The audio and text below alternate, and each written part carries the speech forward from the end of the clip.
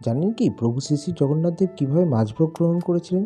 আসলে কুরমা নামের এক ভক্ত শ্রী শ্রী জগন্নাথদেবের রূপে মোহিত হয়ে তাকে ভোগ নিবেদনের ইচ্ছা প্রকাশ করেন। কিন্তু তিনি দেখেন জগন্নাথদেবের মন্দিরে জগন্নাথদেবের জন্য সমস্ত কিছুই মিষ্টান্ন রয়েছে, কোনো কিছুই মশলাদার খাবার নেই। তাই তিনি এক সুস্বাদু মাছ রান্না করে জগন্নাথদেবকে ভোগ নিবেদনের উদ্দেশ্যে নিয়ে গেলে মন্দিরের প্রহরীরা তাকে সেখান থেকে মেরে বার করে দেন। এবং শুধু তাই নয়, তার খাবারটিকেও অর্থাৎ তার সেই ভোগটিকেও মাটিতে ফেলে দেন। কিন্তু যখন সেই ভোগের ঢাকনা সরিয়ে দেখা যায়, তখন দেখেন যে সেখানে মাছ নেই, তখন সেখানে রয়েছে কাঁঠাল। এই দেখে প্রহরীরা অবাক হয়ে তাকে জগন্নাথ দেবের কাছে নিয়ে যান এবং তিনি সেই সুস্বাদু কাঁঠাল জগন্নাথ দেবকে ভোগ নিবেদন করেন এবং তিনি নিজেও সেই দিনের পর থেকে শুদ্ধ শাকাহারী হয়ে যান।